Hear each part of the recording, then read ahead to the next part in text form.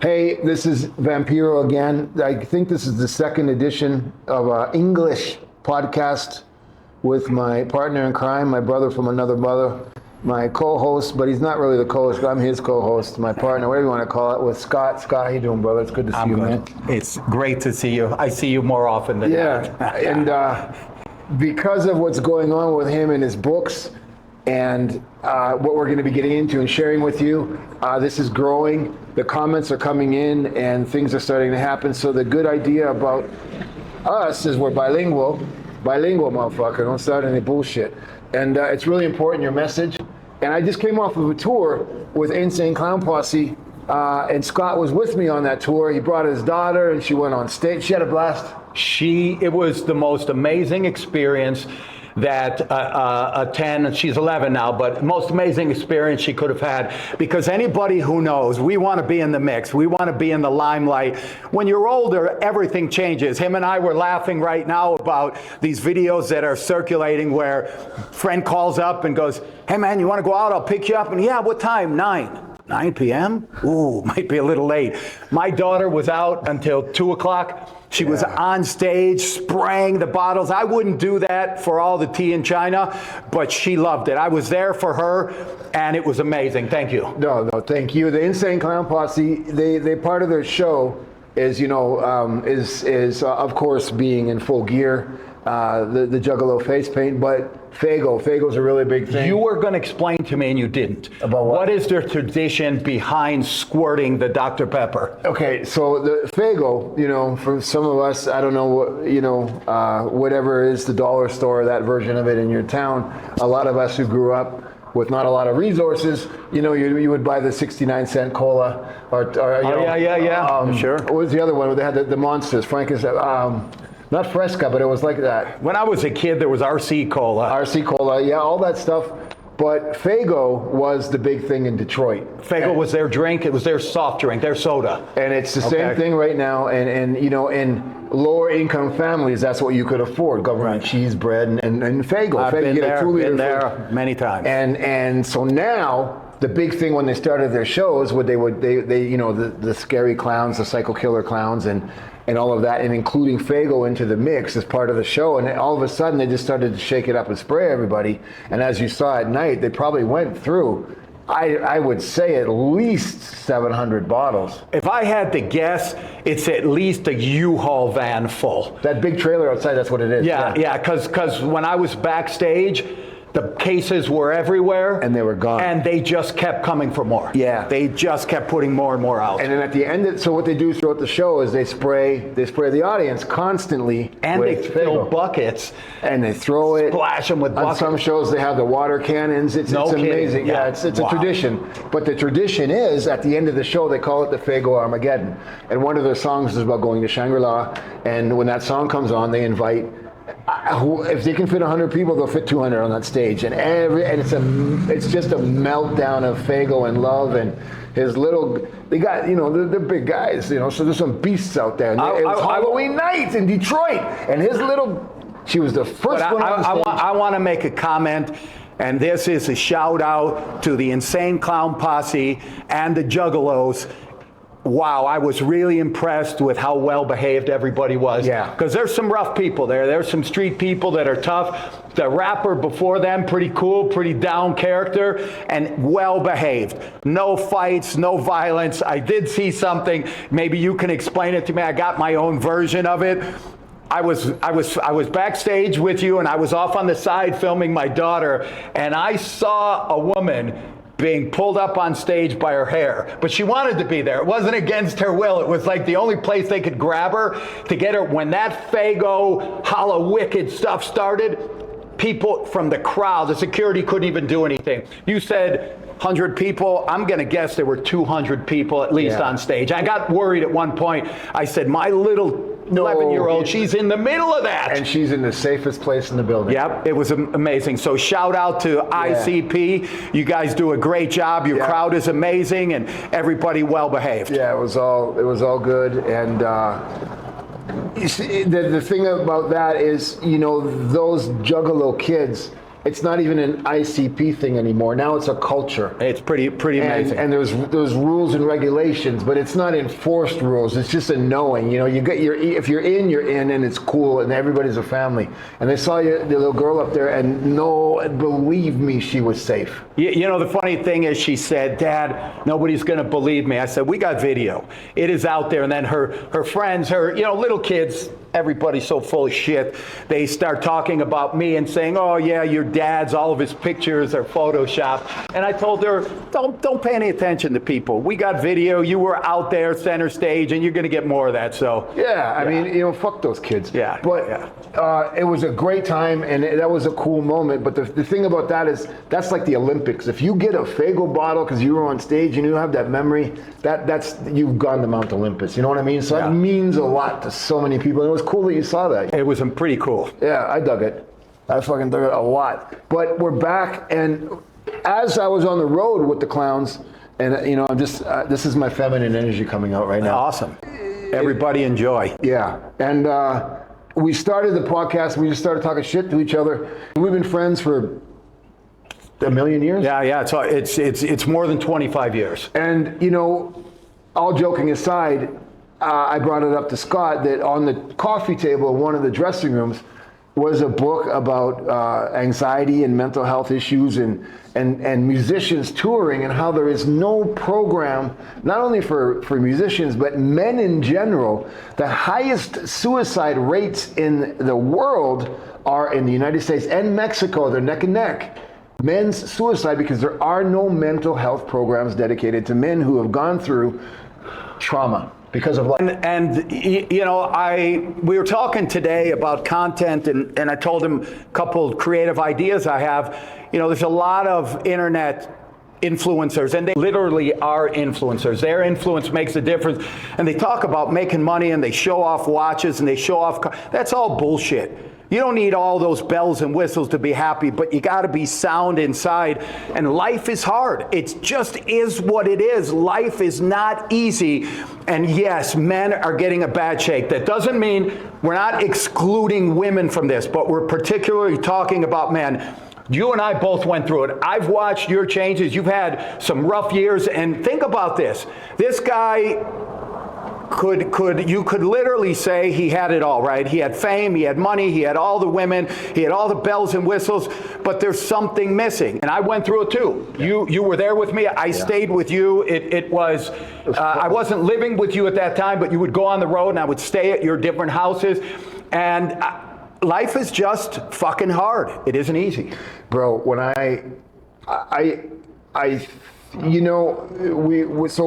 we've grown up with things that should provoke trauma to biblical levels, right? But there's always that one fuse that once that's lit, that's when the trauma comes out. I think for me, what fucked me up was when I got really hurt. I was paranoid. When you broke your neck? Yeah, or that concussion. That? And then when my divorce was happening. Yeah. I couldn't even, I was fucking drooling, sitting in the corner. I was brain dead. Right now you brought a memory back to me. I'm going to be careful about how I say this. I'm not a big fan of your ex-wife. She never done anything personal to me, but I watched what you went through, and I was sitting right out here about 20 feet from us, and she came up one day and she sat with me and she wanted to talk about you, and you were going through some serious problems, and I was looking at her and thinking, let me just tell you guys something. I've been questioned a few times about the level and quality of my friends because people have said, hey, you're at this level, what are you still doing with this person? That person is my friend. And when a person is down, that's when they need their friends the most, not when they're up. When this guy's on center stage pinning Hulk Hogan and he's on cloud nine, okay, I didn't see him that much because everything is going good. And when he's bad and he needs help, I've always been there for all of my friends because that's when people need us. So support is a big thing. And I'm not a big fan of hers. I'm not going to talk about her. I don't dislike her, but I saw what you were going through and you had zero support. So as Scott has said, and even when I saw, I'll get to you in a second because I want to touch on what you just said. Wow. You had a hard time. It was really it hard. was a real hard time, and you know, Scott, my own mom hasn't even seen me wrestle. I think she saw me wrestle once.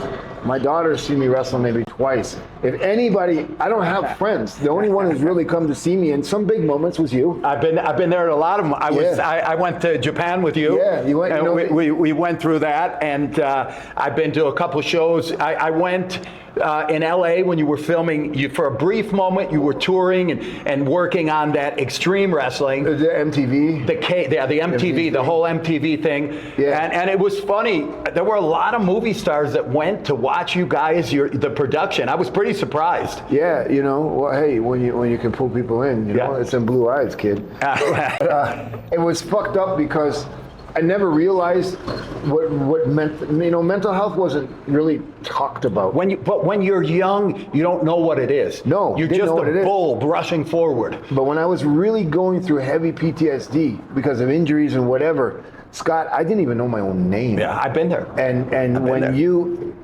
didn't let me fall, and that's, you know, when Scott went through his situation, I'm not going to mention it. If he brings it up, he'll bring it up. I'm not talking about his past.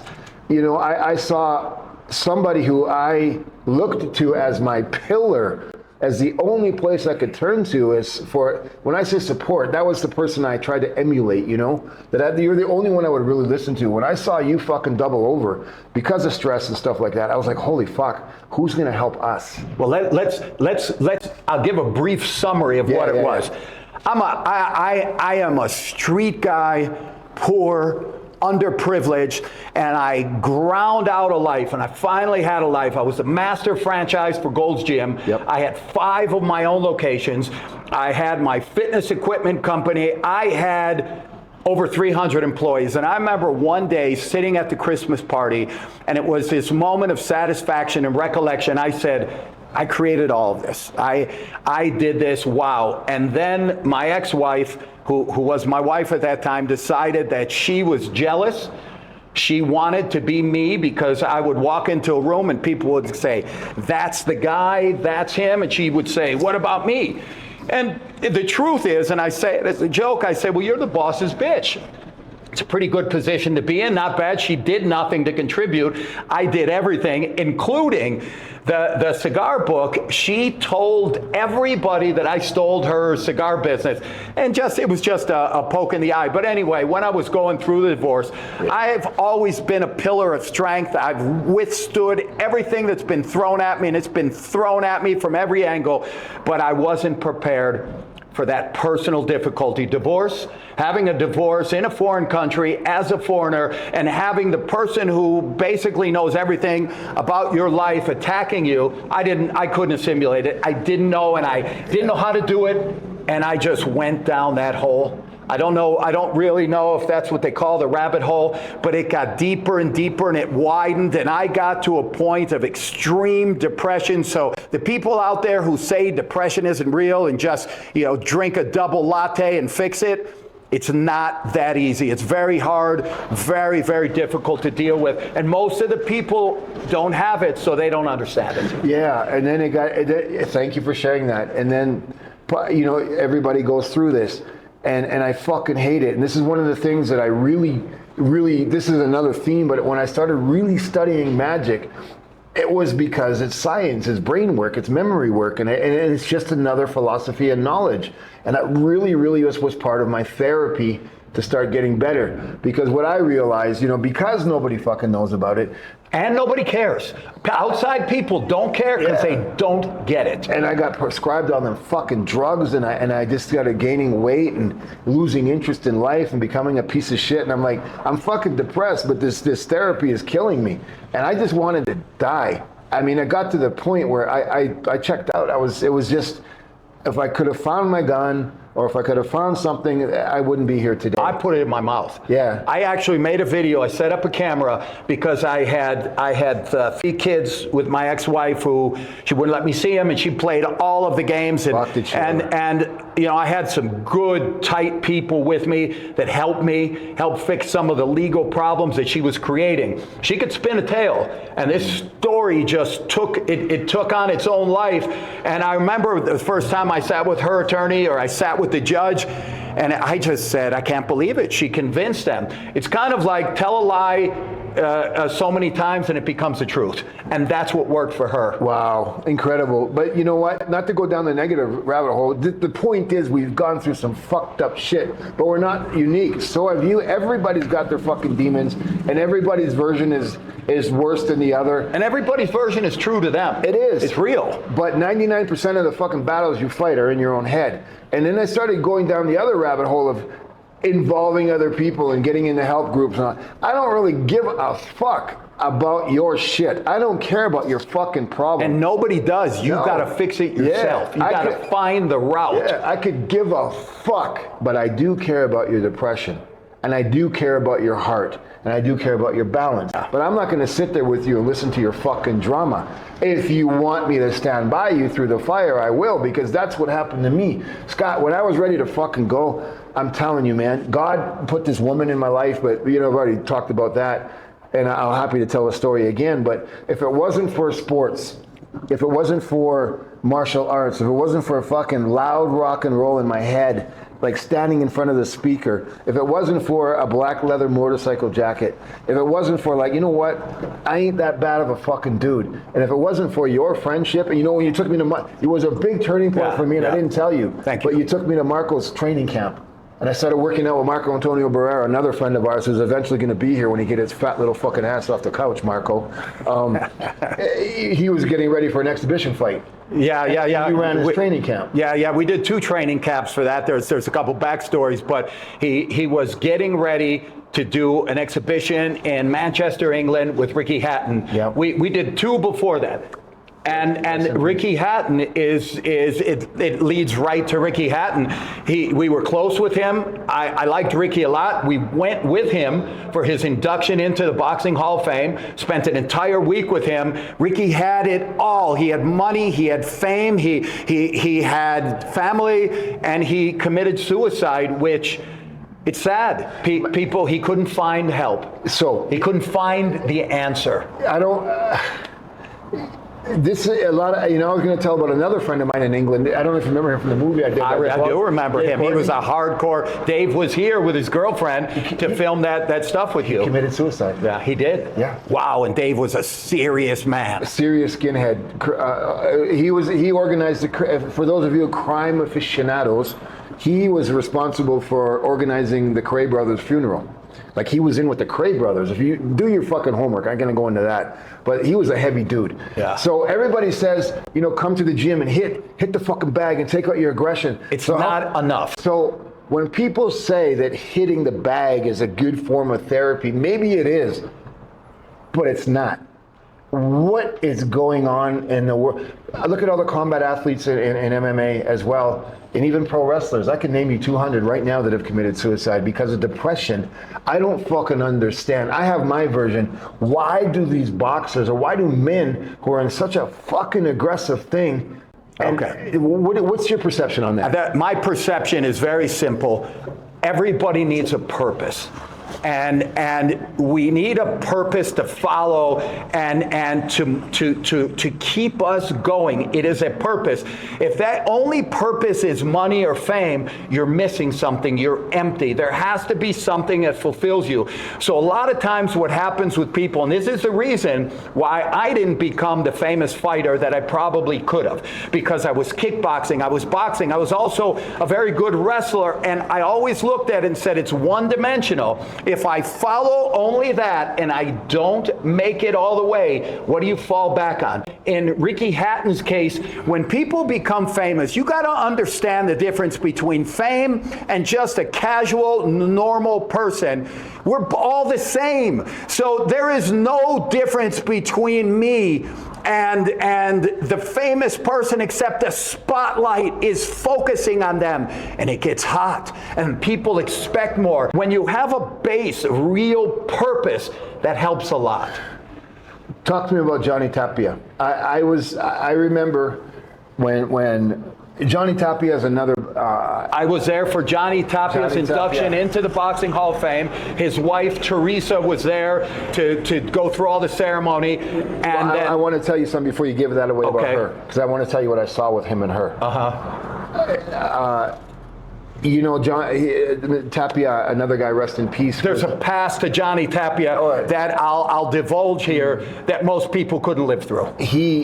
When he fought Marco, and I was there. He respected Marco so much. They were joking around in the thing because Marco Antonio Barrera, Tapia, Johnny Tapia. He used to call him Tocayo. And he was like, you know, cousin, it's done, family. The moms were joking, and Marco was like, how am I going to beat the fuck out of this guy? Right. But then Marco flips the switch, and it doesn't matter who you are. He's there to do his job. So Marco fucking rocked his world, but Johnny Tapia didn't quit. It was a fucking fight. It was a history lesson of warriors, you know.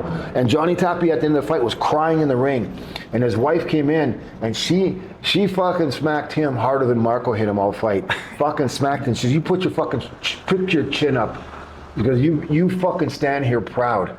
You stand. And he was crying, and he was. I'm sorry. He said, "Don't you dare say sorry. I love you."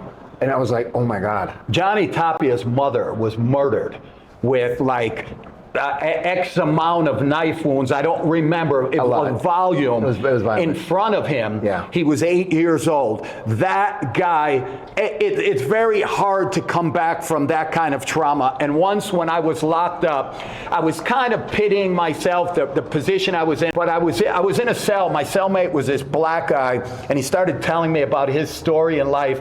And boy, it brings a different perspective. He told me about he was 8 years old. His mother was a drug addict. His father was a drug addict. They were doing heroin. He went on a trick with his mother. His mother's in the front doing sexual stuff with the white guy who was driving. Well, they started fighting. She told her son, grab him by the hair, while the mother stabbed the guy to death. And then she steals his money. They go home. He's with his grandmother eating cereal in front of the TV, and he's watching the news. They found the body in the car, and that's his mother who did it. His mother, a couple of weeks later, was run over by a Chicago police car and killed. And then he's at court with his father, who fell asleep at court because a heroin junkie, and and I'm looking at this life and thinking, oh, my life wasn't so bad. It wasn't so bad. Some people have some stories. Poor Johnny Tapia. Yeah. His wife, Teresa, great support system, but he had these demons he just couldn't surpass and overcome. So the point of this is, it's not just you. All of us have this kind of stuff. And these kind of stories, I have 10 million, and so does he. Oh, we should do. So, Scott, when you fucking hit the wall, what did you do to start to combat depression? Well, the first thing is, the pressure got so bad, I set up a video camera. I made a video to my children telling them my perspective, put the gun in my mouth, and I didn't do it. I started sitting there thinking, life is long and there's a lot of reasons to live. There's so many different things. And then I started slowly picking myself up. I was given, the worst thing I think is bad advice from people.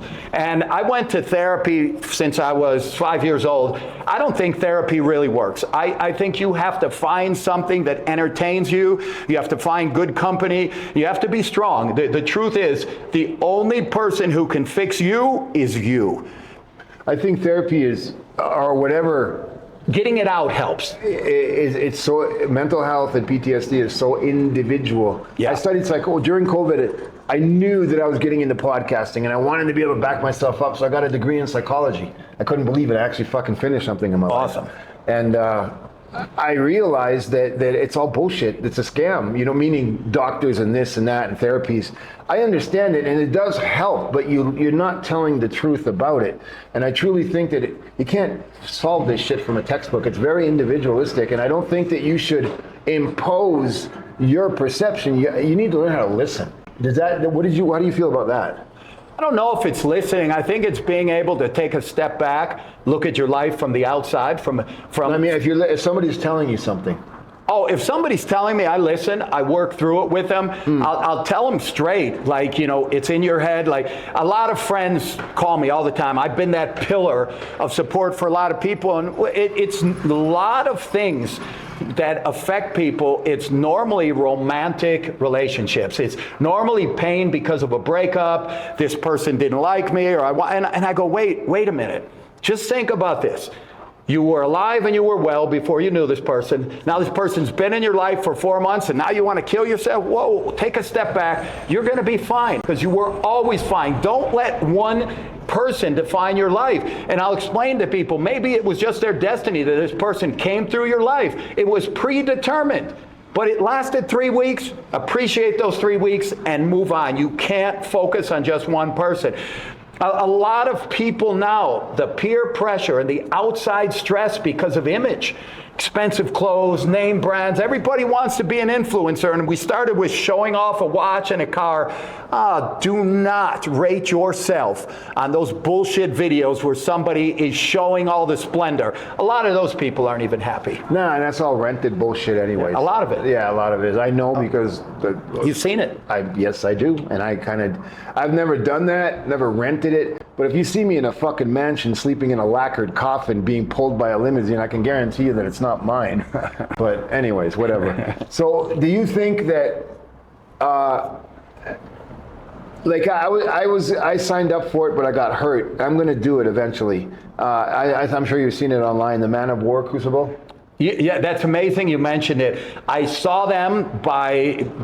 just popped up one day, and I sent them an email. I am that person, or I was. You change. We were talking about being brash and bold, and we were criticizing some influencer, and I said, but you got to take into consideration, he's a young man. You and I were one time not the wise, older OGs we are now. We were brash and bold.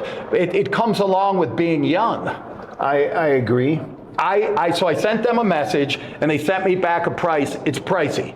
It's pricey for you because you're a celebrity. They'll probably do it for you for free. No. But what a great program to go and live it. We should do it together. We should. All right, motherfucker.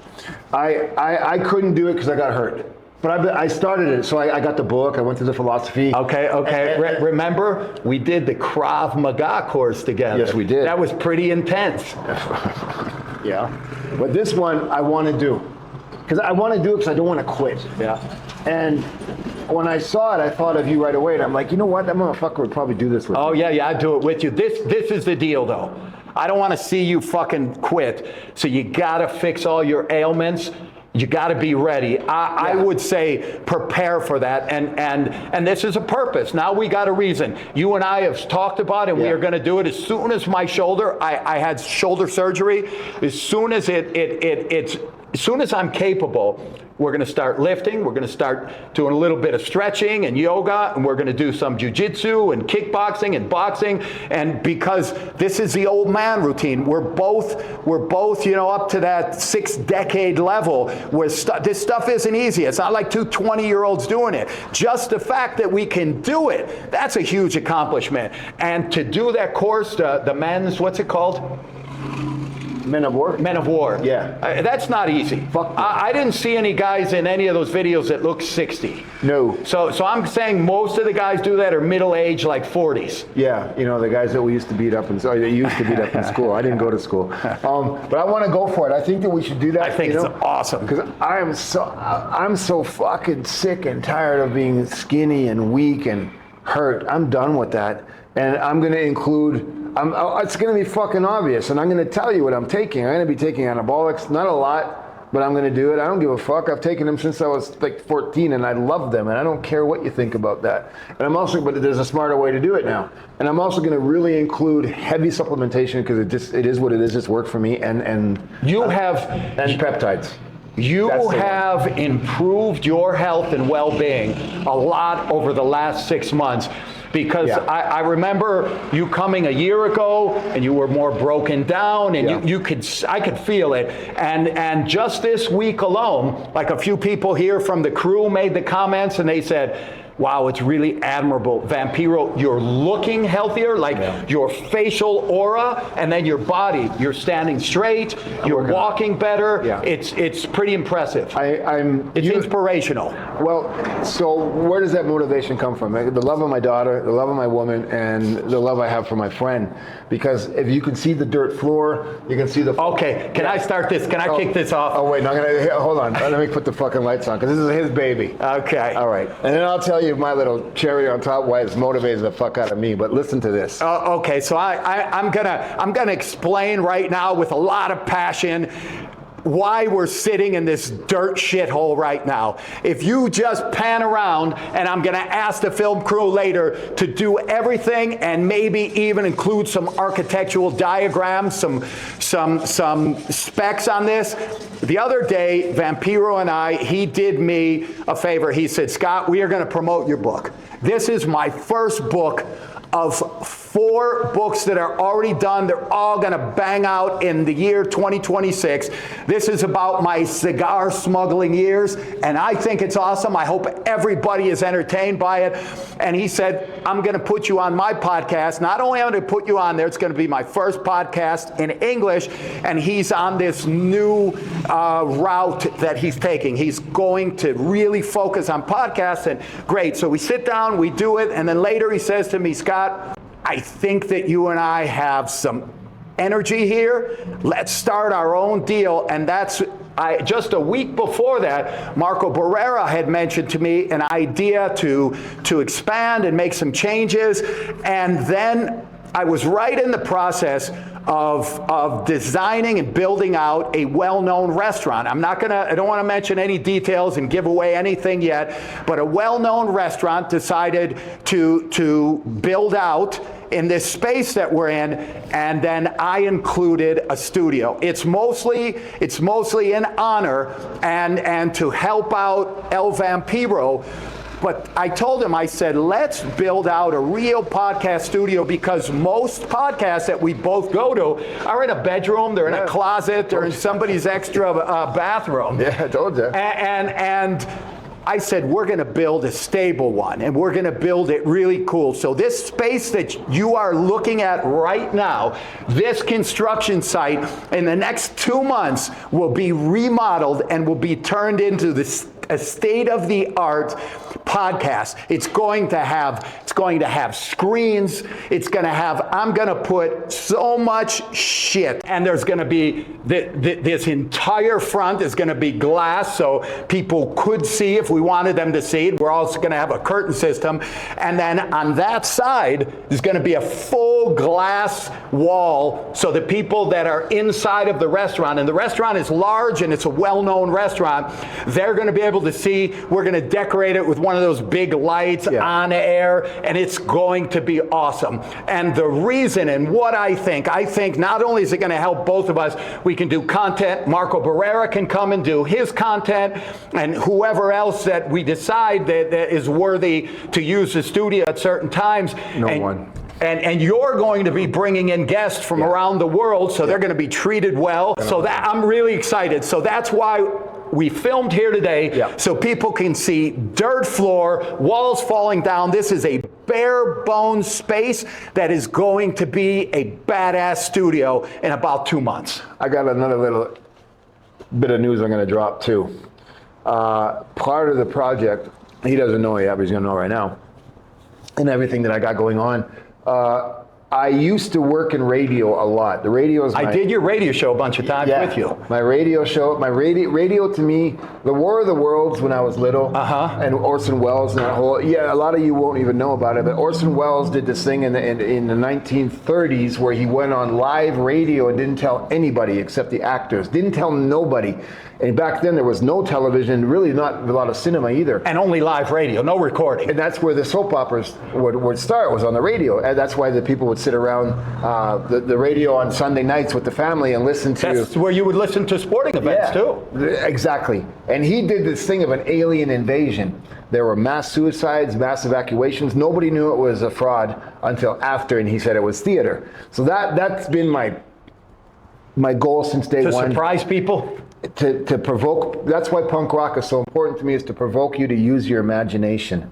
So I fucking hate everything that's censored, and I'm against terrestrial radio. I'm against cable television. I'm against it all because it's so controlled and it's such a mafia and a manipulation. Brainwashing. Yeah, brainwashing big time. That's what it is. So I have found a company in London, England, and I've partnered up with them to an extent, and I'm going to relaunch Radio Vampiro, which is my own 24-hour-a-day, 7-day-a-week radio station. and it's online, and it's going to be out of here. So the reason I'm announcing that here is because if you have music, if you have a radio show, if you have podcasting, if you're a survivor of mental health, if you have any fucking thing that you think is worth it, there's going to be a way that you will have a platform, not full time. I'm going to work a deal with you that I'm going to help you get your shit together so you can find a fucking path out of your darkness.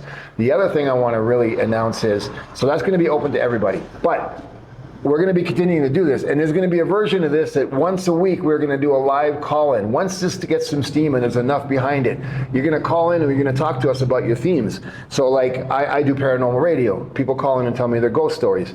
If you are fucked up at any kind of thing, this is going to be a place to turn to, because all that suicide hotline kind of shit, it kind of fucks with people. People are too scared to go to 12-step meetings. People are too scared to tell their friends or whatever. You're going to have another outlet with people who have walked in your shoes. You're not going to be judged. You're not going to have to explain anything. Even if you call in silence, that's enough because we can hear you.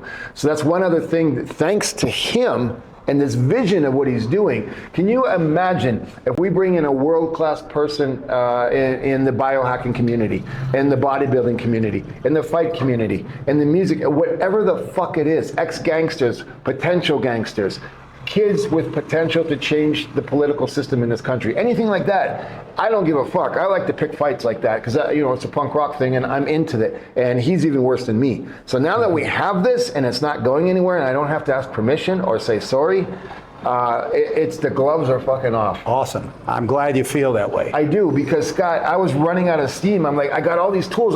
This is what I want from you.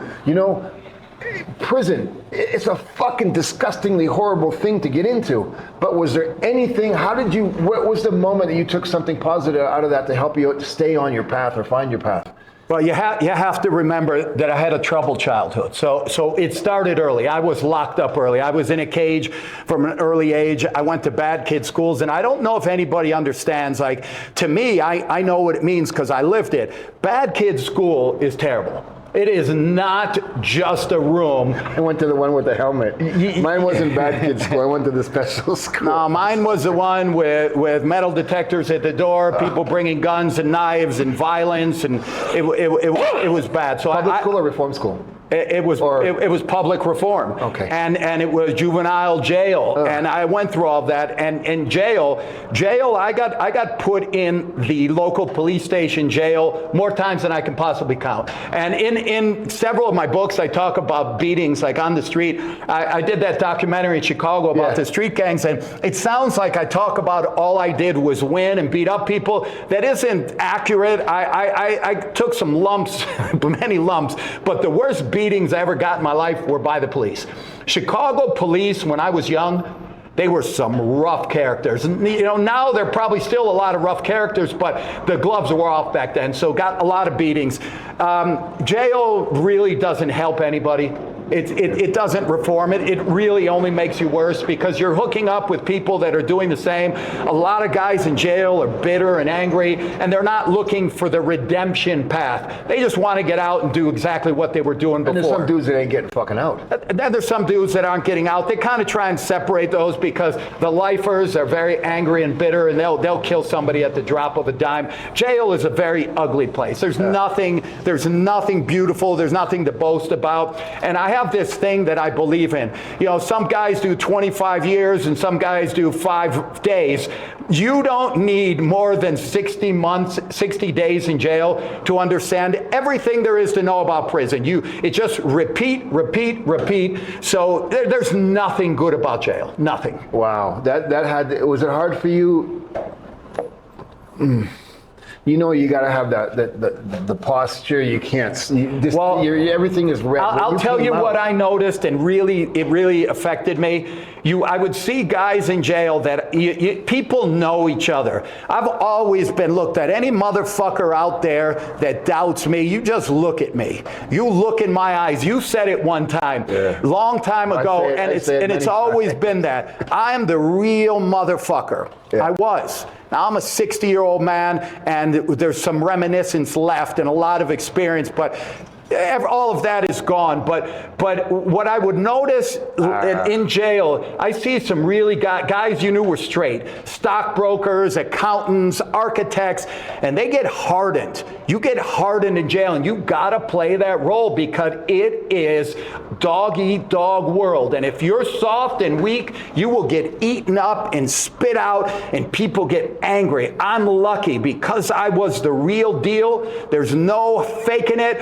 I was able to polish, clean myself up, and still maintain that edge of street. And people just know I am one of them, and I have to go to that level. I can dominate that level, but I don't like it anymore. So what I'm noticing, and this is interesting because I talked to Alex Lora. Alex Lora is a real famous musician in Mexico. He's kind of like our Rolling Stones, our Mick Jagger down here.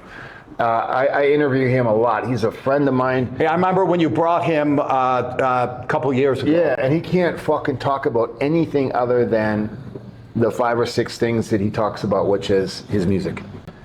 I'm lucky. I'm multifaceted. I grew. I had roots that spread out, and I excelled in several different areas. Yeah, so I'm fortunate. Knock on wood for that. Do you know what knock on wood is from? Tell me. You want to know? Yes. I was just about to fucking nail him to a cross. What's more important, nailing him to a cross or knocking on wood?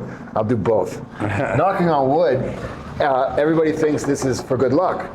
And what it was back in the days of theater and Broadway, people used to go with their glasses and drinks or whatever, fans and all that, so they couldn't clap. So they would bang their chair legs on the floor, wooden chairs. Because back then the buildings were all wood planks. So knock on wood meant a good thing. Or break a leg. If you knocked hard enough and the leg broke on the chair, it's because you gave a good performance. Awesome. So when they say break a leg, it means move the audience. Now I'm going to crucify you. Yeah, good to know. I love that stuff. I love it. I love it. It's fucking awesome. Yeah. But I'm the same way.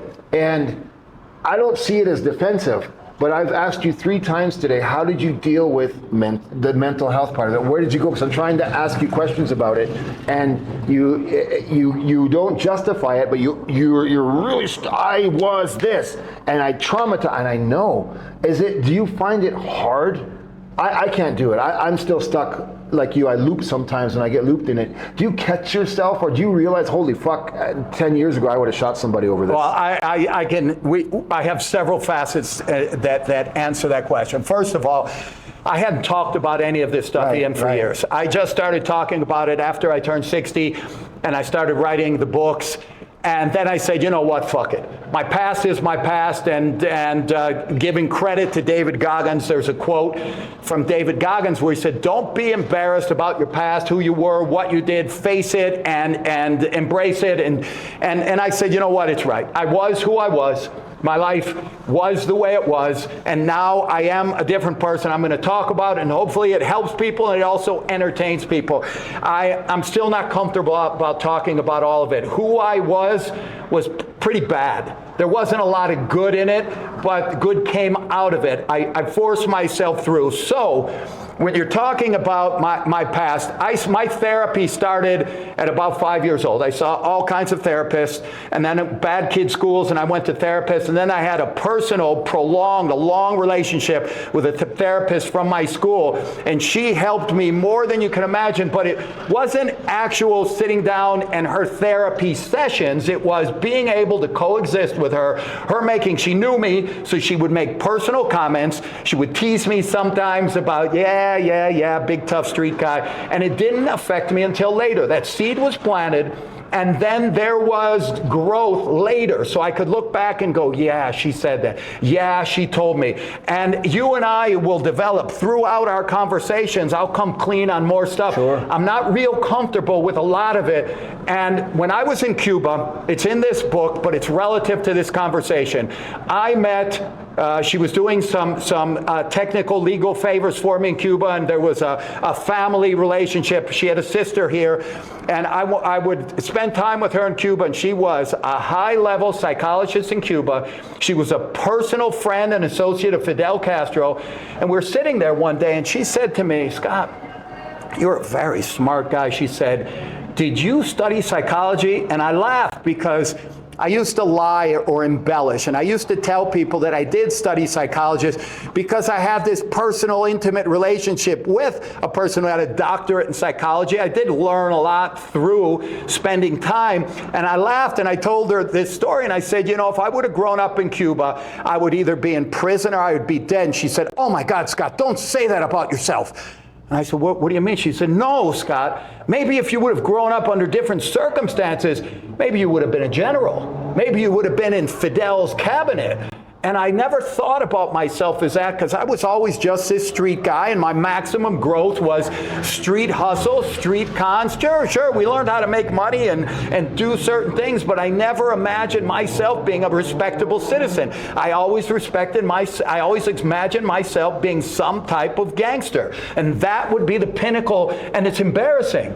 That is not socially acceptable. That's not what you should esteem to be. You should want to be some type of person that fits into society. And then I did. I eventually did, and I'm learning to live with it. I'm not completely comfortable with it, Ian, yet. Becoming a professional human being is very hard. It's very difficult. Especially when you come from crap. Yeah. You come from the gutter, you come from the streets, you come from poverty. You're not shown that. My whole family wasn't filled with these successful people. And that is the influence of environment. So you say, where does somebody grow up? Somebody grows up in a bad neighborhood around a bunch of average or low-level achievers. That's what you're seeing. And you flip that around. I have this saying I use all the time, and it's not derogatory. I say, what would a Jew do? So when I'm stuck in a dilemma, and I have to solve it. I don't think about what would a gangster do, what would a Jew do, because they're smart and they come up with a way to survive and to live. And that's what life is about. You can't get stuck on that street level. I didn't know I was Jewish. There you go. There you go. We all come from. We are all Jews in the back. One of the things I did, and there's a lot of Jewish influence in it, is I became a Freemason. And when I was really at the end of my rope, I didn't want to hang around gangs anymore. Some of the organized people I knew were Hell's Angel people, and I didn't want to do that. I was teaching Krav Maga to the police. I thought maybe I can be with the police a little bit. I remember when we went to that Krav Maga, I remember there was a point in your life, it was a turning point, and you were looking for the next phase of Vampiro. Yeah. And we went to Krav Maga. Yeah. And you got really serious into it. And then after that, I helped you out. Did you go to New York City, or was it Canada for that other Krav Maga guy? He was in Canada. Yeah, and you studied with him for a while, and then John Whitman. Yeah. I did an amazing, you didn't go that time, I did that John Whitman like spy police course in Las Vegas. Yeah. It was awesome. It was live, real shit. We went through that training house with the guns and stuff. It was awesome. So that was where you got on your Krav Maga journey. Yeah, and it's all Freemasonry, Krav Maga. To me, there was so much similarity in it. Did it blend together? Yeah, the philosophy, yeah, samurai stuff. But there, the whole thing that attracted me was to make good men better. Yeah. And I had access to their library and reading old texts, just how people used to write and how people used to read and how people used to communicate. Okay, can I interject something, Ian? I have no choice. I really want to mention this.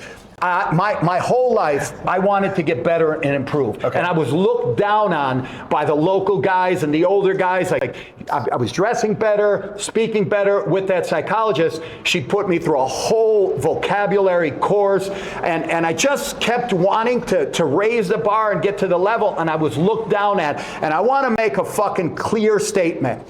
Being polished and bettering yourself is hard. That's why it's so much easier to be ghetto, speak with slang.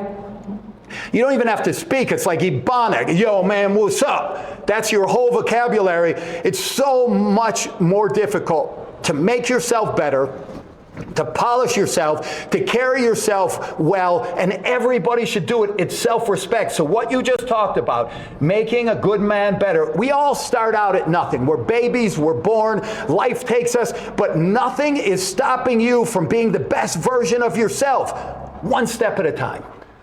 Yes, I want. And I just try and make yourself better. And you've been doing it for a while, and it shows. I've been influenced by you. I hope so. I hope it's a good influence. I'm telling you, here I am. Thank you. Thank you. No, it's thank you. Yeah. It's not it's thank you.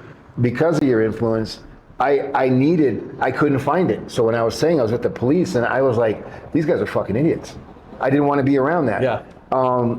I even joined the Guardian Angels in New York City. I've been in there for over 20 years now. And some of the things I'm really in favor of. Some of the things I'm not. But then again, I realized, just like mental health, your journey is individual. So when I joined the Freemasons, it opened up a whole new, some of the guys are full of shit. Some of the guys are hardcore. It's just like anything else. And fuck, it's another gang. But what really freaked me out is, I started to get into things like, well, the pyramid building and all that. We kind of know. We have the books. That's just really cool. The secret under Solomon's Temple was not gold. It was knowledge. And those were the Freemasons of today, were the Templars of yesterday. Anyways, there is something that I found the other day, and I wanted to share this with you, because I actually would hope that you would come and see it with me. It's in Puebla, and it's a library. And this library is so esoteric. It has books in there from the 12th century that bishops had brought over as part of their riches when they built their castles, and they had these, and it's all, they've been banned by the church. Italian bishops, British, English. The books are in Latin, Italian, English. So it could have come from any European country. It was collections. So this was before the texts of today were altered. This was pre-Bible. This is culture, medicine, reading the stars, not mathematical equations that solve. They were pretty advanced for their time. Fuck me. And it's in Puebla in a library, and it's ignored. I went and saw it the other day. The books have dust.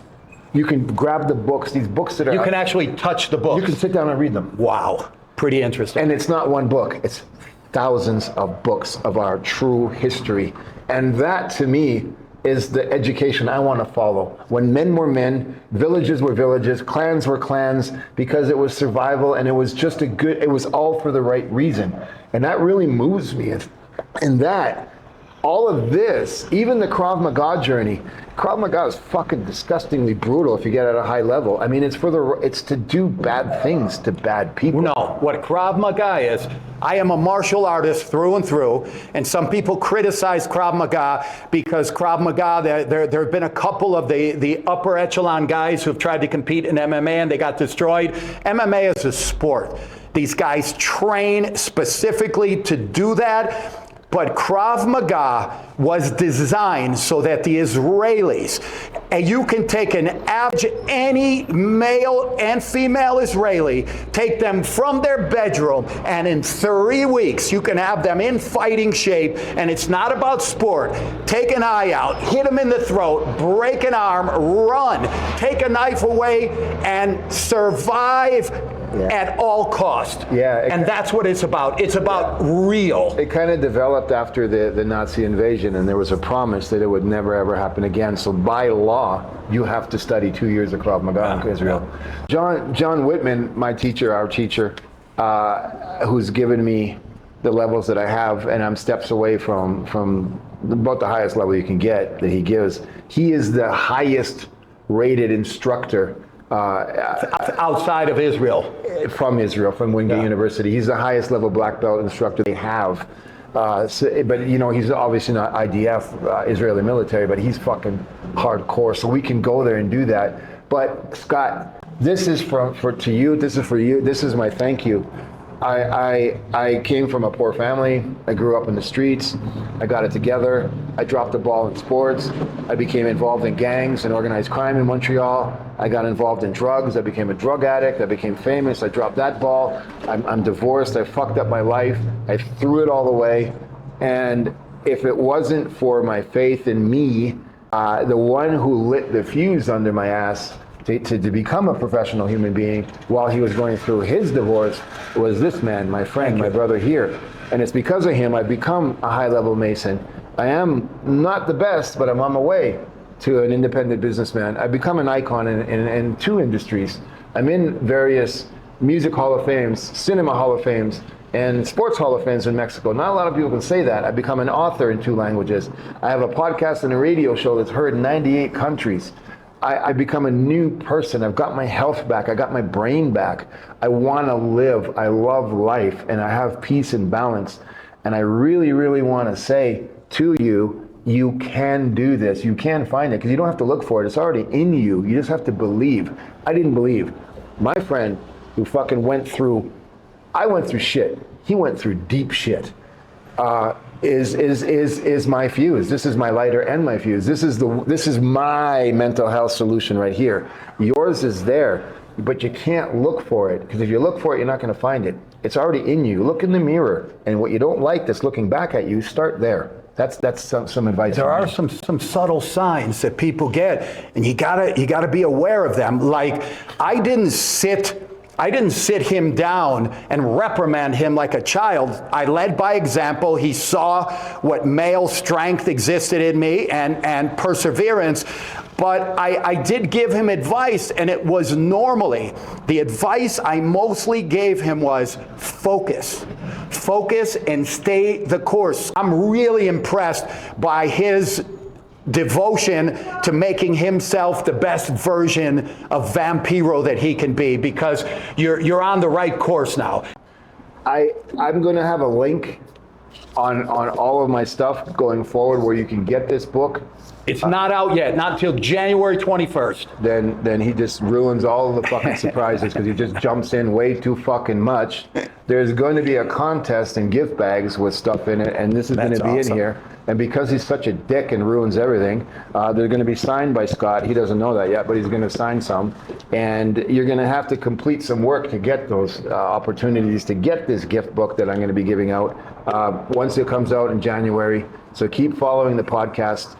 Listen to me. This is a good read. It's going to entertain the fuck out of you. It is. But you've got to do magic. You need to read between the lines. Take bits and pieces of here in the solutions and find things in your life that are similar, and use this as an example to propel yourself forward and upward. I'm telling you right now, this is volume 1 of a 4-edition series that's coming out. This is an encyclopedia. You don't need to go to Princeton, because you ain't going to get it what you can get in here. This is an education. It's not a story. It's a lifestyle. So pay attention to it when you get it. Thank you. Thank you very much. Awesome.